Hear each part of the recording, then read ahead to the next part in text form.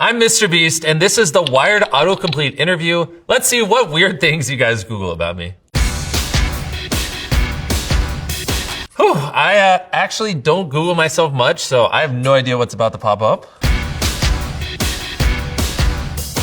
Okay, board number 1. Why is MrBeast named MrBeast? I wish I had a better story to tell you guys, but when I started an Xbox Live account many years ago, when I was a little kid, it autofilled the name as MrBeast 6000. Eventually I dropped the 6000 and that's how I got MrBeast. What is MrBeast logo supposed to be? I don't really know. I guess it's kind of like a tiger. I'll be honest. I mean, even though that logo's probably been seen 100 billion times, I actually put very little thought into it. When I was a little kid, I just kind of designed a tiger and here we are. My name, my logo, probably should have had more thought behind it. I'll admit it. Why does MrBeast change his thumbnails? That's a good question. So what they're referring to is sometimes we'll upload a video with the thumbnail, and then if you check the video a month later, it'll have a different thumbnail. The answer is, I just never know how to thumbnail our videos, because sometimes we'll do something crazy like world's fastest man versus a cheetah. How do you show that in a thumbnail? Because there's like 100 different ways you can make a thumbnail of a man running against a cheetah. You could do like a side profile shot, you could do a frontal shot.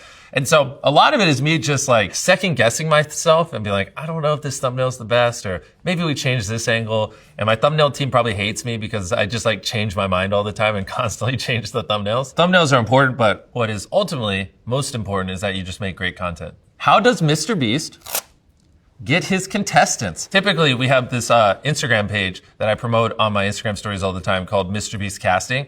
It has the verified check mark, and then we just source a lot of our contestants through there. All right, we got another one. MrBeast's first video. Well, if you go to my channel, you can set it to oldest, and you will see that my first video is actually, I recreated Saw in Minecraft. I was a little kid with a hand-me-down laptop from my brother that I kind of like stole. I load up Minecraft, and I'm just building like, I built this big box, and then I put like some little like pigs from there in there, and then built like mini weird saw traps. And I was just like, look at this funny, weird thing I made. And it was, yeah, no one watched it or cared. The thing is, if you watch a piece of content you made 6 months ago and you don't see a lot of things that could be improved, then you're probably not constantly improving and evolving. And so for me, there is no such thing as a perfect video. Things can always be better. The pacing or the editing or, you know, even the coloring, the lighting, there is no perfect piece of content. And so I think until the day I die, I will always look at whatever I filmed 6 months prior and, you know, see the flaws and think it could be improved. Does MrBeast respond to DMs? I'll just be blunt. I probably get over 100,000 DMs a day. So I do respond to maybe a couple here and there a month, but if you DM me, the odds of me replying to you are probably lower than a shark falling from space and eating you. So maybe just don't waste your time. MrBeast off camera. That's me right here. It's actually partially why I'm excited to do this. My videos have gotten so big and sometimes they revolve around the contestants and not me. And a lot of people feel like they don't know me anymore or really get to hear me talk. And it was pretty eye-opening. I uploaded a video on my second channel where I reacted to a video called Hide Me in 10 Years. And it was just me talking. And like the top comment on my video was like, wow, it's very refreshing to see Jimmy just being himself. And it had like 30,000 upvotes. And I was like, dang, I should do more chill things, you know, because everything I do is like bigger, higher stakes. And it seems like right now, a lot of people who watch my content or fans, whatever you want to call them, just want to see more raw me. And so, yeah, hopefully people don't have to Google MrBeast off camera. They can just see me in situations like this. What does MrBeast do with his money? Depends on the week. One week we're burying me alive for a video. The next week we're, you know, building 100 wells in Africa. Jokes aside, I spend most of my money on our YouTube content. Could be literally anything. If you scroll through my channel, it's a bunch of random stuff. So outside of content though, you know, I have a couple cats, a couple dogs. I have a fiance. For the most part, I reinvest all my money into content and I, you know, don't really do much besides film. What is MrBeast's most expensive video? Back in the day, it used to be when we recreated Squid Games. I spent $4 million on that. And that was like crazy at the time. But I mean, we've had quite a few videos since then where we've spent more than 4 million. It's hard because I don't really track like or care that much about the money spent. It's more about the story. What do people feel? And it's not really about the money anymore. But I will say the most just period expensive thing I did was Beast Games, which was our Prime Video show. I mean, in season 1, I spent over like $20 million just building a city in the show. So for the contestants to live in. So that thing, we got a little carried away. What is MrBeast's most popular video? Well, as of right now, my most viewed video is when I recreated Squid Games in real life. I used to, when I was younger, focus a lot on views and how many views does a video get. But the wave I've been on more recently is just obviously how does a video make people feel? Because there's a big difference between 100 million people watching a video, right? Our average video does 200 million views. There's a big difference between 200 million people watching a video and be like, yeah, that was cool, versus 200 million people watching a video and loving it and be like, wow, that was really awesome, and like really enjoying the experience. And so I try to measure it more on, you know, quality views as opposed to just views. What is MrBeast doing next? I am actually dropping season 2 of Beast Games, our biggest competition show ever in the history of anything. We have 100 of the strongest people in the world compete against 100 of the smartest people in the world for $5 million, maybe $10 million. Yeah, I mean, we built a brand new city, biggest sets in history, just a whole large, massive undertaking. And that's been a good chunk of this past year. And I'm excited for it to finally come out. Oh, those are fun ones. What we got next? Who won MrBeast's Island? Which island? Whoever Googled this, you didn't clarify. I've given away a lot of islands in my life. Actually, this year, I think I've given away 2 islands in 2025 alone. So I think the first island I ever gave away, Chandler won. We did Last Sleeve Island. He named the island Jeff. I don't remember who won the second island. The third island, I think, was when I hit 100 million subscribers. I flew 100 random subscribers down to a private island and had them compete for it. It was such an awesome, really epic video. And then we gave away an island in season 1 of Beast Games. We gave away an island in season 2 of Beast Games. We've given away quite a few islands. In my experience, when someone wins an island, the first thing they do is try to sell it. Because they're like, I don't want to go to this island. So, which is why I probably won't give much islands away in the future, because it's, you know, not as practical as like a house.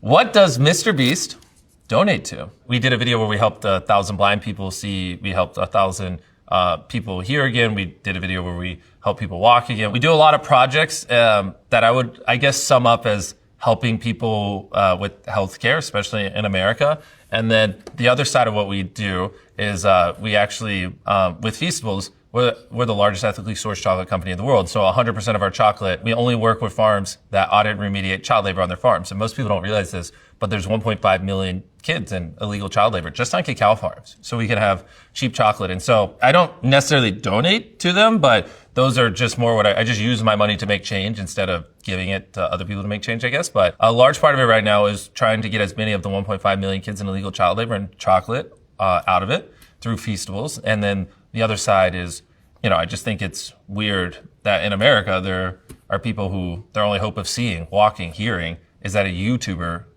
steps in and pays for stuff, which is like silly. So that's right now most of where my focus has been in terms of helping people. What is MrBeast's favorite YouTube video? This might seem like a weird one. I bet most people listening to this will have no idea what I'm saying.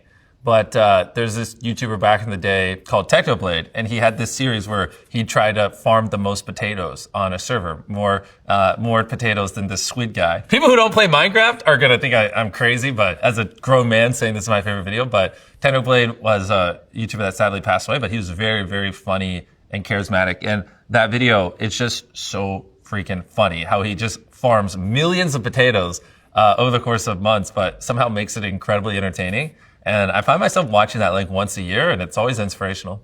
All right, what we got next? Will MrBeast hit 1 billion subscribers? I hope.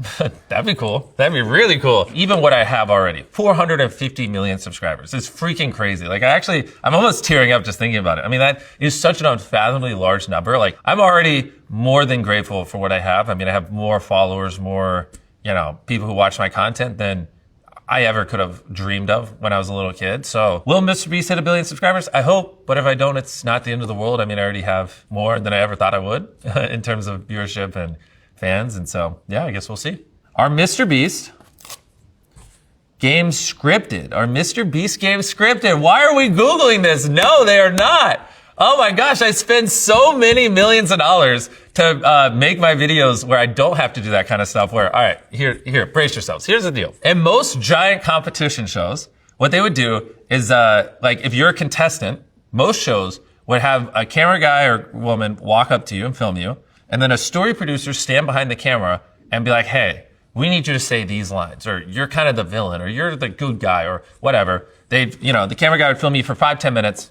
Done. Go to the next person. That's how they film it. What we do, like in Beast Games, for example, we had 1,000 contestants, more than any show in history, and we put a camera rolling 24/7 in front of all of them so they can just be themselves, right? Which is why we actually have the literal Guinness World Record for most cameras ever used in a single production. And the reason why shows don't do that is because I had to set up 1,000 cameras, which is millions of dollars. We actually broke the world record for most cables ran in a single production for cameras, which is millions of dollars. I had to set up a control room, which is millions of dollars. And then the downstream effects, because you have 1,000 cameras recording, you now have millions upon millions of dollars in storage. I had petabytes on petabytes of footage. I mean, you're talking 1,000 cameras running for hours upon hours upon hours, day after day, filming all these contestants. And then the downstream effect is I then have to hire over 130 editors to shift through the footage, and we're editing for so long compared to any other competition show. And it's millions of dollars every step of the way, and it's so much effort. But the reason we do that is because unlike other shows, I don't have to go, hey, this is your 10-minute filming window, say these lines, all right, we're good.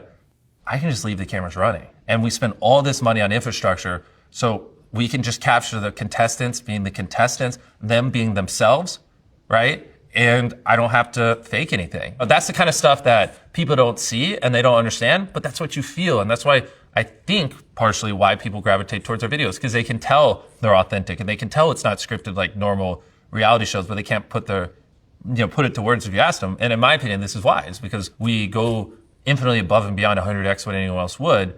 So contestants can just be themselves, and we're recording all the time. And then we can just show an actual true reflection of what happened and not have to craft things in a short window.